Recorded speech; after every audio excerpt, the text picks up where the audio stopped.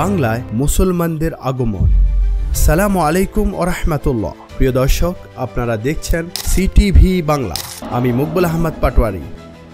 প্রিয় দর্শক, বাংলায় মুসলমানদের আগমনের দ্বিতীয় পর্বে আপনাদেরকে স্বাগতম। এই সিরিজের মাধ্যমে ধাপে ধাপে আপনাদেরকে নিয়ে যাব বাংলার ইতিহাসের সর্বশেষ অধ্যায়ে, মুঘল সাম্রাজ্য প্রতিষ্ঠার ইতিহাস। মির্জা জহিরুদ্দিন মোহাম্মদ বাবর মুঘল সাম্রাজ্যের প্রতিষ্ঠাতা। বাবর পিতার দিক থেকে ইতিহাসের সবচেয়ে বেশি মুসলিম হত্যাকারী তৈমুর লং এবং মাতার দিক থেকে ইতিহাসের সবচেয়ে বেশি মানুষ হত্যাকারী চেঙ্গিস খানের বংশধর। বোঝাই যাচ্ছে সাম্রাজ্য প্রতিষ্ঠা তার রক্তে প্রবাহমান। মাত্র 12 বছর বয়সে বাবরকে বর্তমান উজবেকিস্তান তৎকালীন ফরগনার সিংহাসনে বসানো হয় এবং তার আপন চাচা তাকে ক্ষমতাচ্যুত করেন। এখানে প্রসঙ্গত একটি বিষয় আলোচনা করতে হয়। মুসলমানদের রাজনৈতিক পতনের সবচেয়ে প্রধান কারণ হচ্ছে আমার সন্তানই পরবর্তী শাসক এবং রাজা হবে। দরবারে তার চেয়ে যোগ্য কেউ থাকলেও আমার সন্তানই হবে পরবর্তী শাসক এবং রাজা।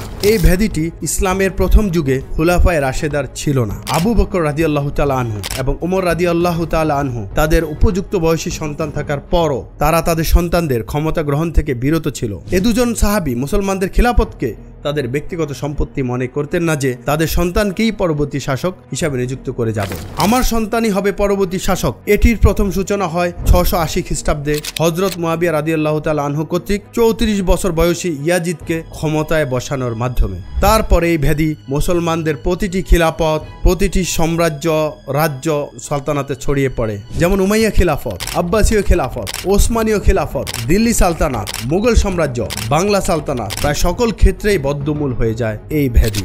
এই একটি ভেদির কারণে মুসলমানদের মধ্যে বিভিন্ন প্রান্তে, বিভিন্ন সাম্রাজ্যে হাজার হাজার অযোগ্য শাসক তৈরি হয়েছিল। একটা সময় এটি রাজাদের ভেদি হলেও বর্তমানে এই ভেদি প্রজা অর্থাৎ সাধারণ জনগণের মধ্যেও ছড়িয়ে পড়েছে। সেটি হচ্ছে আমার নেতাকে যেভাবে আমি অনুগত কিংবা সমর্থন করছি, ঠিক তেমনি আমার নেতার সন্তান যোগ্য হোক কিংবা অযোগ্য হোক, চোখ বন্ধ করে তাকে সমর্থন করে যাব। অর্থাৎ আমার নেতার সন্তান কিংবা বংশধর হতে অন্য কেউ উত্তম হতে পারেই না। এমনকি তাদের ব্রেনের স্বাধীনভাবে চিন্তা করার সফটওয়্যারই আনইনস্টল করে দিয়েছে। এই গণতন্ত্র হতে পারত মানব কল্যাণের একটি কার্যকর অস্ত্র, কিন্তু এই শ্রেণীর জনতা এবং দেশ ও রাষ্ট্র সম্পর্কে অসচেতন মানুষের হাতে ভোটাধিকার যাওয়ায় গণতন্ত্র থেকে উপকারের চেয়ে অপকারই বেশি হচ্ছে। যাই হোক, অনেক বেশি সময় নিয়েছি, ক্ষমা প্রার্থনা করছি। প্রসঙ্গে ফিরে আসি। বাবরের জীবনে বেশ কয়েক বছর ক্ষমতা দখল আবার হারানোর মধ্য দিয়েই কেটেছে। একটা সময় বাবর উজবেকিস্তান ছেড়ে আফগানিস্তানের কাবুলে চলে আসেন। এখান থেকে তিনি দিল্লির মুসলিম সালতানাত দখলের পরিকল্পনা করেন। আমাদের চ্যানেল সিটিভি বাংলায় বাবরের ইতিহাস নিয়ে অচিরেই একটি তথ্যমূলক ডকুমেন্টারি আসছে ইনশাআল্লাহ। এখানে শুধুমাত্র পানিপথের প্রথম যুদ্ধ নিয়ে সংক্ষিপ্ত আলোচনা করব। 1526 সালে পানিপথের প্রথম যুদ্ধে বাবর এবং দিল্লির মুসলিম সালতানাতের শেষ সুলতান ইব্রাহিম লোদি মুখোমুখি হন। এই যুদ্ধকে পানিপথের যুদ্ধ কেন বলা হয়? আমার মতো অনেকেই আছেন যারা একটা সময় ভাবতাম পানিপথ হয়তোবা এই পথে দিয়ে পানি ছিল বা প্রচুর বৃষ্টি হয়েছিল, এই জন্য নামকরণ করা হয়েছে পানিপথ। আসলে প্রিয় দর্শক, কারণ এটি নয়। ভারতের বর্তমান হরিয়ানা প্রদেশে একটি স্থানের নামই হচ্ছে পানিপথ। যেহেতু এই যুদ্ধ এবং পরবর্তী আরো দুটি যুদ্ধ এই স্থানে সংঘটিত হয়েছিল, তাই এর নামকরণ করা হয়েছে পানিপথের যুদ্ধ। এছাড়া 1556 এবং 1761 খ্রিস্টাব্দে এখানে বড় দুটি যুদ্ধ সংঘটিত হয়। এগুলোকে পানিপথের দ্বিতীয় এবং তৃতীয় যুদ্ধ হিসাবে অভিহিত করা হয়। আশা করি পানিপথের 3টি যুদ্ধ নিয়ে আমরা একটি স্বতন্ত্র ডকুমেন্টারি বানাবো ইনশাআল্লাহ। যাই হোক, বাবর এই যুদ্ধে ভারতীয় উপমহাদেশে প্রথম কামানের ব্যবহার করেন, যেই প্রযুক্তি তিনি ওসমানীয়দের হাত থেকে আয়ত্ত করেছিলেন। বাবর মাত্র 12,000 সৈন্য নিয়ে ইব্রাহিম লোদির 70,000 সৈন্যকে পরাজিত করেন এবং 334 বছর পর্যন্ত স্থায়ী দিল্লির প্রথম মুসলমান সালতানাতের পতন হয় এবং প্রতিষ্ঠিত হয় 331 বছর পর্যন্ত রাজত্ব করা মুঘল সাম্রাজ্যের অধীনে বাংলা। 1576 থেকে 1712, 136 বছর বাংলায় কররানী রাজবংশের পতন ঘটিয়ে মুঘলরা বাংলায় তাদের কর্তৃত্ব প্রতিষ্ঠা করে। 136 বছরে 4 জন মুঘল সম্রাট পর্যায়ক্রমে বাংলা শাসন করেন।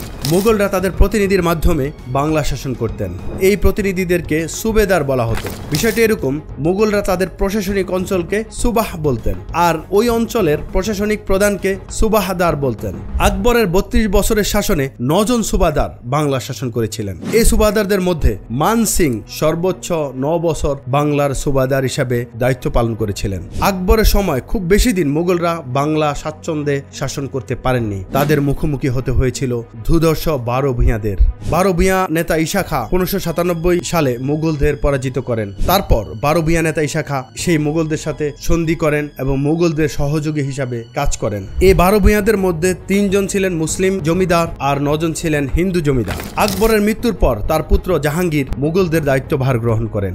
জাহাঙ্গীর 1606 থেকে 1628 খ্রিস্টাব্দ পর্যন্ত 22 বছর মুঘল সাম্রাজ্য পরিচালনা করেন। এই 22 বছরে 9 জন সুবাদার বাংলা শাসন করেছিলেন। 1628 সালে সম্রাট শাহজাহান মুঘলদের দায়িত্বভার গ্রহণ করেন। তিনি 32 বছর টানা মুঘল সাম্রাজ্য শাসন করেন। এই 32 বছরে বাংলায় 4 জন সুবাদার দায়িত্ব পালন করেছিলেন। তার মধ্যে তার দ্বিতীয় পুত্র শাহ সুজা 16 বছর বাংলার সুবাদারের দায়িত্ব পালন করেছিলেন। শাহজাহানের মৃত্যুর পর তার পুত্র অরঙ্গজেব 52 বছর মুঘল সাম্রাজ্য শাসন করেন এবং এই 52 বছরে 6 জন সুবাহদার বাংলা শাসন করেছিলেন, যার মধ্যে বিখ্যাত শায়েস্তা খান দুবারে 22 বছর বাংলার সুবাহদার হিসাবে দায়িত্ব পালন করেন। তিনি বাংলাকে এক অনন্য উচ্চতায় নিয়ে গিয়েছিলেন।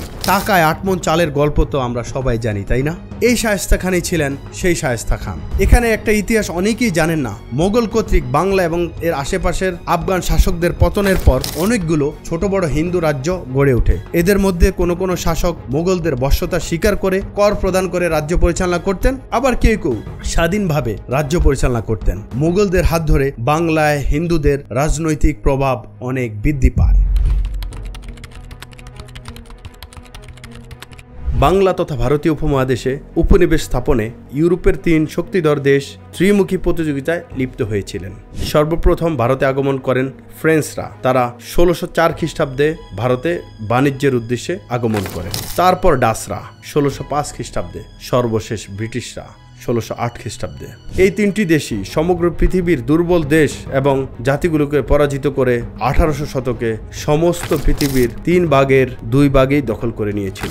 সবচেয়ে বেশি উপনিবেশ স্থাপন করেছিলেন ব্রিটিশরা, তারপর ফ্রেঞ্চরা, তারপর ডাচরা। আমরা অনেকেই জানি না ভারতীয় উপমহাদেশের একটি অংশ দীর্ঘদিন ফ্রান্সের উপনিবেশ ছিল। তা হচ্ছে ভারতের দক্ষিণ পূর্ব সামুদ্রিক তীরবর্তী অঞ্চল, পদুচেরি জেলা এবং এর আশেপাশ।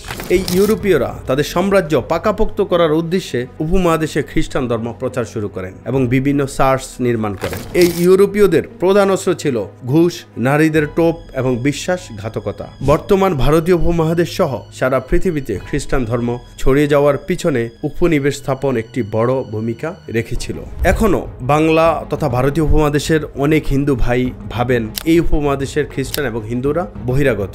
বিষয়টা এমন না। এখানকার খ্রিস্টান এবং মুসলমানরা হাজার হাজার বছর ধরে ভারতীয় উপমহাদেশে বসবাসকারী স্থানীয় অধিবাসী ছিলেন, শুধুমাত্র ধর্মীয় বিশ্বাস পরিবর্তন করেছিলেন। আজও অনেক ভারতীয় আছেন যারা তাদের ধর্মীয় বিশ্বাস পরিবর্তন করছেন, কেউ মুসলিম হচ্ছেন, কেউ খ্রিস্টান হচ্ছেন। এটি একটি চলমান প্রক্রিয়া। এক্ষেত্রে ভারতীয় উপমহাদেশের মুসলমানরা বুক ফুলিয়ে বলতে পারবে ইসলাম প্রচার কিংবা ইসলামী রাষ্ট্র গঠনের জন্য তারা কোনো প্রকার প্রতারণার আশ্রয় নেননি। যখন ইসলাম প্রচার করেছিলেন তখন ইসলামের সুন্দর এবং স্বচ্ছ দিক, সৃষ্টিকর্তার একত্ববাদ, রিসালাতের নৈতিক গুণাবলী উপস্থাপনের মাধ্যমে ইসলাম প্রচার করেছিলেন। কোনো অর্থনৈতিক লোভ কিংবা মিথ্যা আশ্বাসের মাধ্যমে দিন প্রচার করেননি। আবার যখন কোনো রাজা কিংবা শাসক মানুষের প্রতি জুলুম অথবা দিন প্রচারে বাধা প্রদান করেছিলেন তাদের বিরুদ্ধে সরাসরি যুদ্ধ করেছিলেন, কোনো প্রকার প্রতারণার আশ্রয় নেননি। এভাবে ভারতীয় উপমহাদেশে মুসলমানগণ 6 থেকে 700 বছর শাসন করেছিলেন। কাউকে জোর করে ধর্মান্তরিত করেননি। আজ ভারতীয় উপমহাদেশে প্রায় 70 কোটি মুসলমান। এর 99% ভারতীয় উপমহাদেশের অধিবাসী, যারা বহু ঈশ্বরের উপাসনা থেকে বের হয়ে এক ঈশ্বরের উপাসনার পথ বেছে নিয়েছিলেন। আলহামদুলিল্লাহ। যাই হোক, আবার উপনিবেশ প্রসঙ্গে ফিরে আসি। ইউরোপের 2 শক্তিশালী দেশ ব্রিটেন এবং ফ্রান্স ইউরোপের মধ্যে যুদ্ধে জড়িয়ে পড়ে। ইতিহাসে এই যুদ্ধ অস্ট্রিয়ান উত্তরাধিকার যুদ্ধ নামে পরিচিত। এই যুদ্ধে 7 লক্ষাধিক মানুষের মৃত্যু হয়, যার প্রভাব সমস্ত পৃথিবীতে ফ্রেঞ্চ এবং ব্রিটিশ বাণিজ্য কুঠিগুলোতে পড়ে। বাণিজ্য কুঠি এবং উপনিবেশের প্রতিযোগিতা যেখানে এই 2 দেশের নাগরিকরা ছিল সেখানেই তারা একে অপরের বিরুদ্ধে লড়াই করছিল। আমরা অনেকেই জানি 1757 সালে ফরাসির যুদ্ধে ফরাসিরা সিরাজউদ্দৌলাকে সহযোগিতা করেছিলেন। কিন্তু এর পিছনে ফরাসিদের কি স্বার্থ ছিল? নিশ্চয়ই তারা নিছক ভালো মানুষ ছিলেন, ব্যাপারটা এমন নয়। বরং তাদের ইউরোপীয় শত্রুতা এবং ইউরোপীয় যুদ্ধের একটা উইং ভারতে খুলেছিল। যদি পলাশির যুদ্ধ যুদ্ধে নবাব জয়লাভ করতেন তাহলে বাংলা তথা ভারতীয় উপমহাদেশে ফরাসিদের প্রভাব বৃদ্ধি পেত এবং একটা সময় হয়তোবা আমাদের ফ্রেঞ্চ উপনিবেশ বরণ করে নিতে হতো। এক্ষেত্রে পৃথিবীর ইতিহাস অন্যভাবে হয়তো লেখা হতো। এক ফরাসির যুদ্ধ, সিরাজউদ্দৌলা, মীর জাফর, জগৎ শেঠ, রবার্ট ক্লাইভ ইতিহাসের গতিপথ বদলে দিয়েছিলেন। বাংলার স্বাধীন নবাবী শাসন 1717 থেকে 1757। বাংলার নবাবী শাসন দুভাগে বিভক্ত ছিল। 1. স্বাধীন নবাব। 2. ইস্ট ইন্ডিয়া কোম্পানির অধীনস্থ নবাব। বাংলা স্বাধীন নবাব। মুঘল সাম্রাজ্যের মধ্যে যাদের দেওয়ানি এবং সুবাহদারি ছিল তারাই নবাব উপাধি গ্রহণ করতেন। 1717 সালে মুঘলদের দেওয়ান এবং সুবাহদার মুর্শিদ কুল্লি খান মুঘলদের থেকে স্বাধীনতা ঘোষণা করেন। তিনি ছিলেন একজন শিয়া মতাদর্শী। তার মৃত্যুর পর তার জামাতা সুজাউদ্দিন মুহাম্মদ খাঁ বাংলার সিংহাসন দখল করেন এবং 40 বছরে 5 জন স্বাধীন নবাব বাংলা শাসন করেন। আর সর্বশেষ নবাব ছিলেন বাংলার নবাব সিরাজউদ্দৌলা। তিনি মাত্র 10 মাস বাংলা শাসন করেন। তিনি তার আপন খালু এবং সেনাপতি মীর জাফর আলী খান এবং ইস্ট ইন্ডিয়া কোম্পানির সাথে পলাশীর যুদ্ধে পরাজিত হন এবং নিহত হন। ভাড়াটিয়ার কাছে বাংলাকে তার বাড়ি হারাতে হয়েছিল।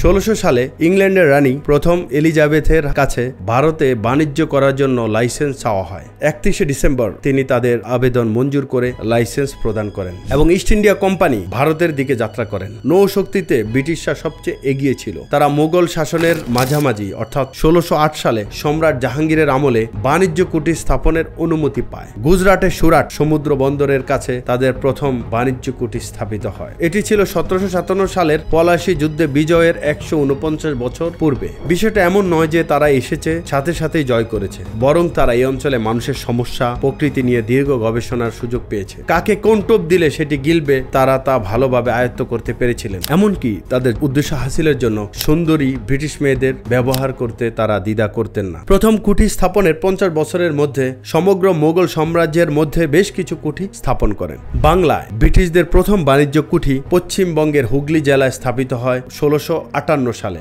অর্থাৎ পলাশী যুদ্ধের 100 বছর পূর্বে। 1658 সালের শেষ দিকে ব্রিটিশরা ঢাকায় চলে আসে, অর্থাৎ বাংলা দখলের 100 বছর পূর্ব থেকে ব্রিটিশরা এই বাংলায় ব্যবসা পরিচালনা করে আসছে। তাদের এই ব্যবসা সম্প্রসারণে মুঘলদের প্রত্যক্ষ সহযোগিতা ছিল, অথচ এই ব্রিটিশরাই মুঘলদের কফিনে শেষ পেরেক ঠুকে দিয়ে সমগ্র ভারত দখল করেছিল 1857 সালে। মুঘলরা যখন ব্রিটিশদের প্রকৃত উদ্দেশ্য বুঝতে পেরেছিল তখন ব্রিটিশরা মুঘলদের চেয়ে শক্তিশালী।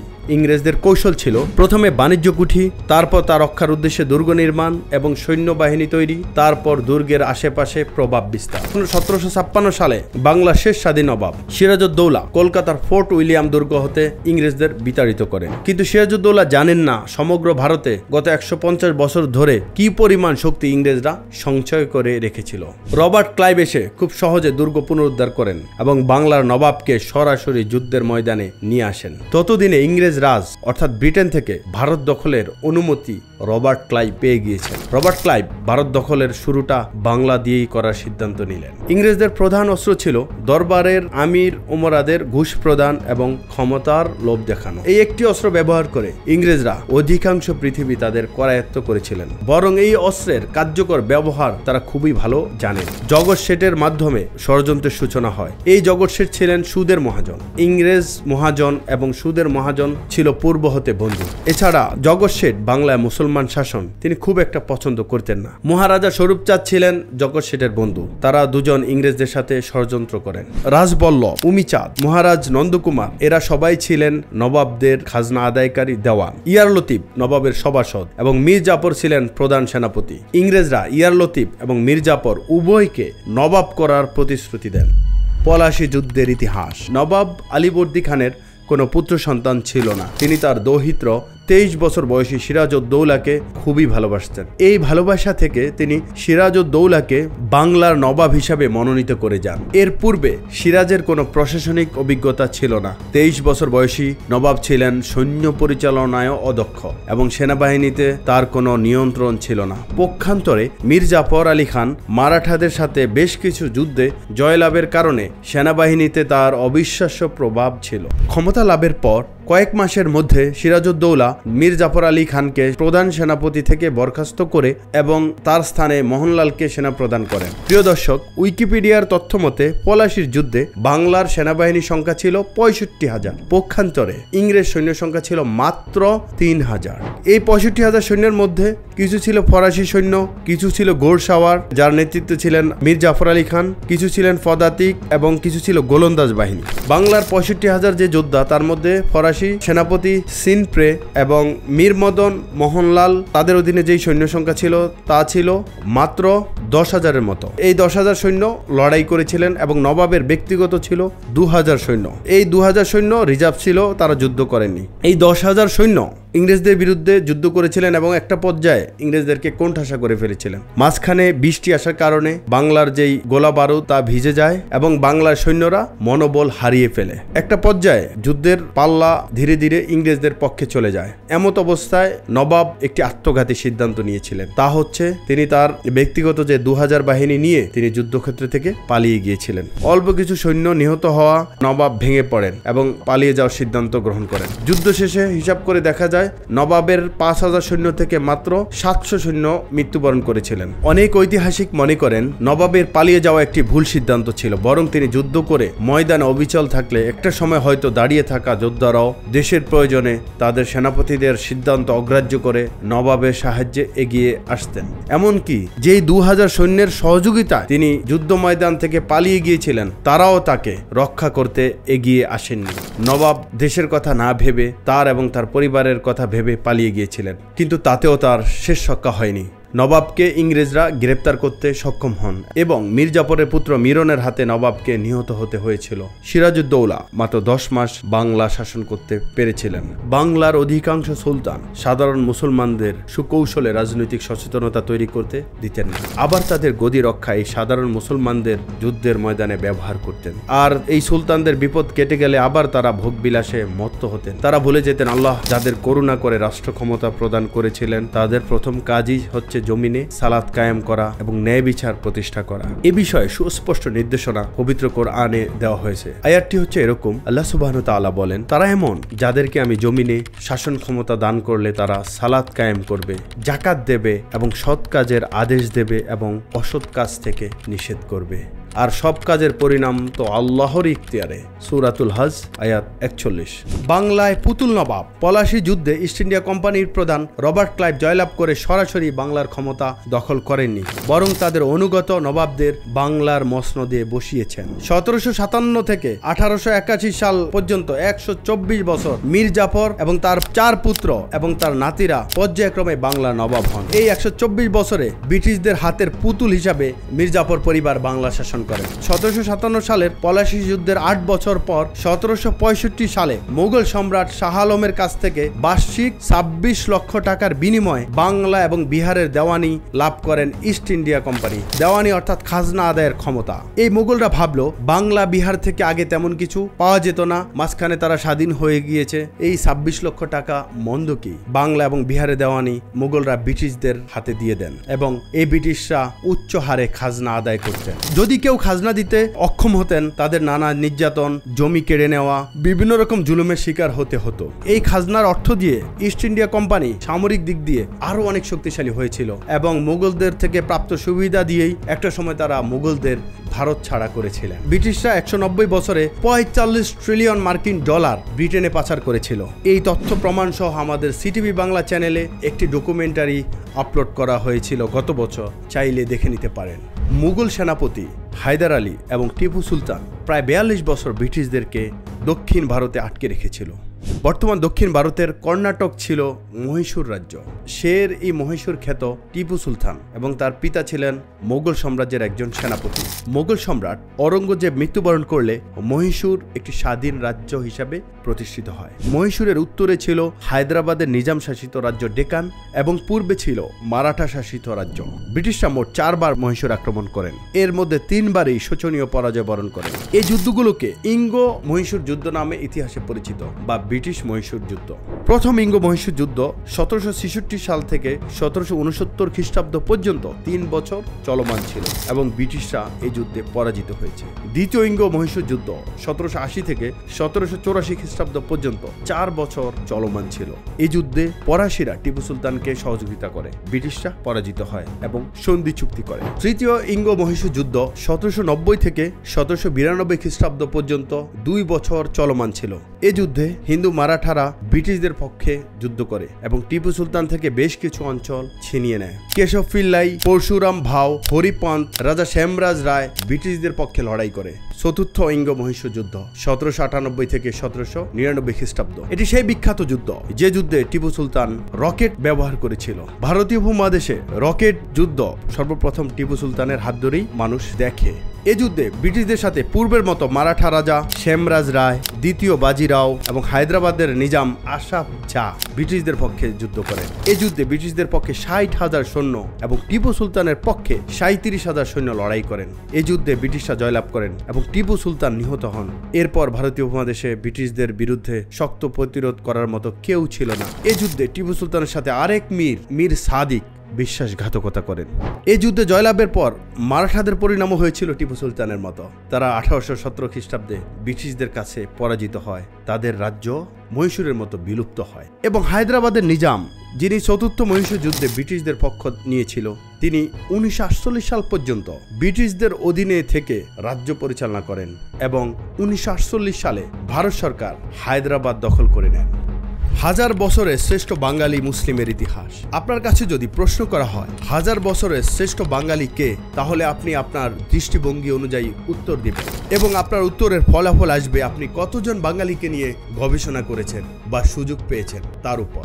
আবার এও হতে পারে আপনি যাকে স্বীকৃতি দিচ্ছেন তার বিষয়ে আপনার তেমন গবেষণা নেই বা করেননি, অথবা অন্য কারো গবেষণার উপর নির্ভর করে আপনি রায় দিয়েছেন। যদি আবার আপনাকে প্রশ্ন করা হয় 1000 বছরের শ্রেষ্ঠ মুসলিম সেই সাথে বাঙালিকে, তাহলে আপনি একটু নড়ে চড়ে বসবেন, কারণ এখানে মুসলিম হিসাবে শ্রেষ্ঠ, সেই সাথে বাঙালি হিসাবে শ্রেষ্ঠ, এই দুটি শর্ত জুড়ে দেওয়া হয়েছে। এবার হয়তো আপনি তিতুমির, হাজী শরীয়তুল্লাহ অথবা হাজী মোহাম্মদ মহসিনের কথা ভাবছেন। এই তিনজনই 1000 বছরের শ্রেষ্ঠ মুসলিম বাঙালি, কিন্তু এর মধ্যে যোজন যোজন পার্থক্যে এগিয়ে থাকবেন শহীদ সৈয়দ মীর নিসার আলী তিতুমির। ইসলামী জ্ঞান অর্জন, ইসলাম প্রচার, অন্যায়ের প্রতিবাদ, অন্যায়ের বিরুদ্ধে সংগ্রাম, স্বাধীনতা সংগ্রাম, কৃষকদের অধিকার আদায়, হিজরত এবং সর্বশেষ জীবনদান, এই প্রতিটি সূচকে তার ধারে কাছে নেই অন্য কোনো মুসলিম বাঙালি। তিনি ছিলেন একজন হাফেজে কোরআন এবং নবী সাল্লাল্লাহু আলাইহি সাল্লামের বংশধর, হাদিস বিশারদ, হজ পালনকারী, অসংখ্য যুদ্ধে জয়ী এবং ইসলামের জন্য নিবেদিত প্রাণ এক মুজাহিদ। তিনি বাংলার ইতিহাসে প্রথম ইসলামী শরিয়া কায়েমকারী ক্ষণস্থায়ী রাষ্ট্রনায়ক। আপনি যখন তার জীবনী জানবেন তখন তার সমকক্ষ হিসেবে অন্য কাউকে আনতে পারবেন। তার বিদ্রোহে কেঁপে উঠেছিল 70 বছর যাবৎ ভারতীয় উপমহাদেশ দখলকারী ব্রিটিশ দখলদারদের ভিড়, যিনি সফল হলে বদলে যেত ভারতীয় উপমহাদেশের ইতিহাস এবং মানচিত্র। তিনি দেখিয়ে দিয়েছেন ঈমান, সাহস এবং আত্মত্যাগ থাকলে কোনো পরাশক্তি মুসলমানদের দমাতে পারবে না। তিনি উত্তর 24 পরগনার বারাসাতের নারকেলবাড়িয়া নামক স্থানে বাঁশের কেল্লা নির্মাণ করেন এবং ইংরেজদের প্রতিরোধে 86,000 কৃষকদের সমন্বয়ে তার বাহিনী গড়ে তোলেন। বেশ কয়েকটি যুদ্ধে জমিদার এবং ব্রিটিশরা তার কাছে পরাজিত হয়। ব্রিটিশরা তিতুমিরের বিরুদ্ধে সর্বশক্তি নিয়োগ করেন। 1831 সালে কর্নেল হার্ডিং এর নেতৃত্বে 1 লক্ষ ব্রিটিশ সৈন্য এবং আধুনিক অস্ত্রশস্ত্র সহ নারকেলবাড়িয়ায় আক্রমণ করেন। তিতুমির এবং তার 86,000 কৃষক প্রতিরোধ গড়ে তোলেন। তারা জীবন দিয়েছেন কিন্তু পালিয়ে যাননি, যেভাবে পালিয়ে গিয়েছিলেন বাংলার শেষ নবাব সিরাজউদ্দৌলা পলাশীর প্রান্তর থেকে। কামানের আঘাতে বাঁশের কেল্লা ধ্বংস হলেও ধ্বংস হয়নি তিতুমিরের ঈমান এবং সাহস। দুনিয়ার যুদ্ধে তিতুমির পরাজিত হলেও আখিরাতের পরীক্ষায় সফল হয়েছিলেন আল্লাহর ইচ্ছা। এই যুদ্ধে বাংলার জমিদার এবং ব্রিটিশ বাহিনীর ভারতীয় এবং বাঙালি সদস্যগণ মাতৃভূমির সাথে বিশ্বাসঘাতকতা না করলে ব্রিটিশদের বিদায় ঘণ্টা 1831 সালেই বেজে যেত। 194 বছর পূর্বেই আমরা স্বাধীনতা ফেরত পেতাম। এই সংগ্রামে বিশ্বাসঘাতক জমিদার কৃষ্ণচন্দ্র রায় এবং জমিদার দেবনাথ রায় ব্রিটিশদের পক্ষ নিয়ে বাংলা তথা ভারতীয় উপমহাদেশে ব্রিটিশ শাসন দীর্ঘায়িত করেছিলেন, কিন্তু ইতিহাসেও তাদের নাম ঘৃণাভরে উচ্চারিত হয়নি ইতিহাস বিকৃতির কারণে। অল্প কয়েক বছর হলেও এই স্বাধীনতা এবং তিতুমিরের আত্মত্যাগ আমাদের অনুপ্রাণিত করবে এবং সাহস যোগাবে যুগের পর যুগ। এই তিতুমিরের জীবনী নিয়ে চমৎকার একটি ডকুমেন্টারি আপলোড করেছি আমাদের সিটিভি বাংলায় এবং ইসলামের ইতিহাস ইউটিউব চ্যানেলে। আশা করি দেখে আসবেন ইনশাআল্লাহ। আমাদের অনেকের মনেই প্রশ্ন জাগে, ব্রিটিশদের পক্ষে পলাশী সহ অন্যান্য যুদ্ধে যে সৈন্যগণ লড়াই করেছিল তারা মূলত কারা? আমরা অনেকেই জানি না, ভারতীয় উপমহাদেশে ব্রিটিশদের পক্ষে প্রায় শতাধিক যুদ্ধে লড়াই করা ব্রিটিশ আর্মির 85 থেকে 90% সৈন্যই ছিল ভারতীয় উপমহাদেশের অধিবাসী। দুঃখের বিষয়, প্রথম দিকের ব্রিটিশ ভারতীয় আর্মির 95%-এর কম বেশি হতে পারে সৈনিকই ছিল হিন্দু ধর্মাবলম্বী। উচ্চ বেতন এবং আধুনিক অস্ত্র ও প্রশিক্ষণ দিয়ে নিজ দেশের অধিবাসীদের হত্যার উদ্দেশ্যে ব্যবহার করা হতো এই বেঙ্গল আর্মিকে। বেঙ্গল আর্মি, মাদ্রাজ আর্মি ও বোম্বে আর্মি এই তিনটি নামে সৈন্যবাহিনী গঠন করেন পলাশী যুদ্ধেরও অনেক পূর্বে। প্রথম দিকে বাণিজ্য কুঠি এবং দুর্গ রক্ষার উদ্দেশ্যে বর্তমানে আমাদের দেশের সিকিউরিটি গার্ডের নিয়োগের মতো স্থানীয়দের নিয়োগ এবং প্রশিক্ষণ প্রদান করা হতো। পরবর্তীতে ব্রিটিশ আর্মির অফিসারদের দিয়ে এদের সুপ্রশিক্ষিত করে নিজ জাতির বিরুদ্ধেই ব্যবহার করেছিল।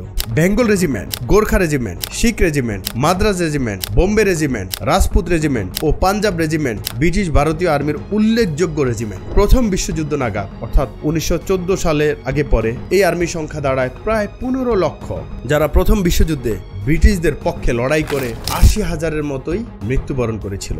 দ্বিতীয় বিশ্বযুদ্ধের সময় অর্থাৎ 1939 সাল নাগাদ এই বাহিনীর সংখ্যা দাঁড়ায় 25 লক্ষে। দ্বিতীয় বিশ্বযুদ্ধে এই বাহিনী তাদের প্রভু ব্রিটিশদের পক্ষে লড়াই করে প্রায় 1 লক্ষের অধিক সৈন্য নিহত হয়। আমরা অনেকেই জানি না, প্রথম এবং দ্বিতীয় বিশ্বযুদ্ধের সময় এই ভারতীয় আর্মিদের ব্যবহার করা হয় মধ্যপ্রাচ্যে, যেখানে তাদের হাতে অসংখ্য মুসলিম জীবন দিয়েছিল। মুসলমানদের প্রাণপ্রিয় ওসমানী খেলাফত আমাদের ভারতীয় উপমহাদেশের আর্মিদের কারণে ছোট হতে হতে সেটি তুরস্ক গিয়ে ঠেকে। ফিলিস্তিন, ইরাক, লেবানন এই অংশে অনেক ব্রিটিশ ভারতীয় আর্মি লড়াই করে অক্ষ শক্তির বিরুদ্ধে, অর্থাৎ ওসমানীয়, জার্মানি, ইটালি প্রথম বিশ্বযুদ্ধের বিপরীত যে শক্তিগুলো ছিল তাদের বিরুদ্ধে। আমরা অনেকেই জানি না, এই ব্রিটিশ আর্মির হাতে লক্ষ লক্ষ ভারতীয় উপমহাদেশের অধিবাসীদের জীবন দিতে হয়েছিল। 1857 সালে সিপাহী বিদ্রোহে ব্রিটিশ রাজ ইস্ট ইন্ডিয়া কোম্পানি আউট।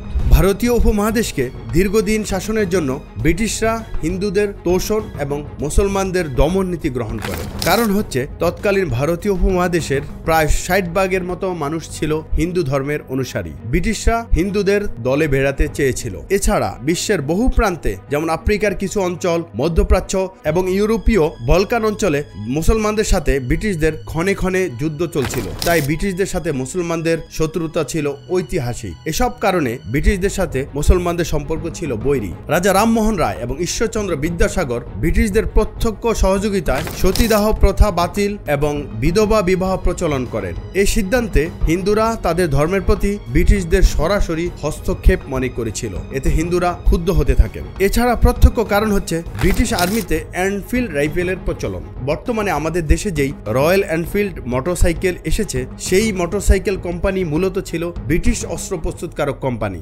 সৈন্যদের ঘোড়ার পরিবর্তে সাইকেল প্রদানের জন্য সেই অস্ত্র প্রস্তুতকারক কোম্পানি রয়্যাল এনফিল্ডকে দায়িত্ব প্রদান করেন এবং তারা মোটরসাইকেল উৎপাদন শুরু করেন। এই কোম্পানি ভারতে কারখানা স্থাপন করেন ব্রিটিশ আমলে। যাই হোক, প্রসঙ্গে ফিরে আসি। এই এনফিল্ড রাইফেলের কার্তুজে শূকর এবং গরুর চর্বি যুক্ত আছে। এই গুজবকে কেন্দ্র করে হিন্দু ও মুসলিম সৈন্যরা বেঁকে বসে। যদিও খুব বেশি মুসলিম ব্রিটিশ ভারতীয় সৈন্যবাহিনীতে ছিল না, হিন্দু সৈন্য সংখ্যায় ছিল সিংহভাগ। সেনাবাহিনীতে ব্রিটিশ এবং ভারতীয় বৈষম্য, পদোন্নতি, বেতন ভাতা ইত্যাদি বিষয় নিয়ে সেনাবাহিনীতে পূর্ব থেকেই একটু একটু করে ক্ষোভ দানা বাঁধে। ঘটনার সূত্রপাত হয় 1857 সালে। বাংলা অঞ্চলের ব্যারাকপুরে মঙ্গল পান্ডে নামক এক হিন্দু সৈনিক এক ব্রিটিশ অফিসারকে গুলি করে হত্যা করেন। এর 50 বছর আগে অর্থাৎ 1806 সালে সৈন্যদের টুপিকে কেন্দ্র করে ভেলোর বিদ্রোহে প্রায় 200 ব্রিটিশ সৈন্য হত্যা করেন ভারতীয় সিপাহীরা। কিন্তু অল্পতেই সেই বিদ্রোহ দমন করেন ব্রিটিশরা। এবার কিন্তু সমগ্র ভারতে ছড়িয়ে পড়ে এই সিপাহী বিদ্রোহ। পাঞ্জাবের শিখ রেজিমেন্ট ব্রিটিশদের সহযোগিতা করেন। এই বিদ্রোহে প্রায় 8 লক্ষ ভারতীয় নিহত হন। দ্বিতীয় বাহাদুর শাহ, মির্জা মোগল বখত খান, বেগম হজরত মহল, রানী লক্ষ্মীবাই, নানা সাহেব এবং তাতিয়া টোপি ভারতীয় সিপাহীদের নেতৃত্ব প্রদান করেন। ব্রিটিশদের পক্ষে জর্জ অ্যাংসন, স্যার কলিন ক্যাম্পবেল এবং ভারতীয় জং বাহাদুর লড়াই করেন। এই বিদ্রোহে প্রায় ৮,০০০ ব্রিটিশ সৈন্য এবং ব্রিটিশ নাগরিক নিহত হন এবং ব্রিটিশ রানী ভিক্টোরিয়া ভারতের ক্ষমতা সরাসরি ব্রিটিশ রাজের হাতে নিয়ে নেন এবং সিপাহীদের শান্ত করেন এবং ১০০ বছরের ইস্ট ইন্ডিয়া কোম্পানি শাসনের অবসান ঘটে। ভারতীয় উপমহাদেশে প্রজাতন্ত্র আন্দোলন। বিশ্বের সবচেয়ে প্রাচীন গণতন্ত্রের দেশ ব্রিটেন একসাথে প্রজাতন্ত্র এবং রাজ শাসনের সমন্বয়ে পরিচালিত হচ্ছিল ইংল্যান্ড। ব্রিটিশদের দ্বিকক্ষ বিশিষ্ট পার্লামেন্ট, তাদের উচ্চ কক্ষের নাম হাউস অব লর্ড এবং নিম্ন কক্ষের নাম হাউস অব কমন্স, যেটি ব্রিটিশ জনগণের প্রত্যক্ষ ভোটে নির্বাচিত হয়। 1857 সালে ব্রিটিশ রাজ ভারতীয় উপমহাদেশের শাসন হাতে নিলেও ব্রিটেনের মতো ভারতীয় জনগণের ভোটের অধিকার ছিল না। একদিকে মুসলমানদের মধ্যে আলেম সমাজ ব্রিটিশদের উৎখাতের জন্য প্রত্যক্ষ সংগ্রামে লিপ্ত, অন্যদিকে ভারতীয় হিন্দু এবং পশ্চিমা শিক্ষিত কিছু মুসলিম গণতান্ত্রিক ভোটের অধিকারের আন্দোলনে লিপ্ত। সেই সুবাদে 1885 সালে ব্রিটিশ নাগরিক বেসামরিক কর্মকর্তা অ্যালেন অক্টোবিয়াম হিউম কর্তৃক গঠিত হয় ভারতীয় জাতীয় কংগ্রেস। ব্রিটিশ শাসনের মধ্যে থেকে গণতান্ত্রিক অধিকার আদায়ের সংগ্রাম।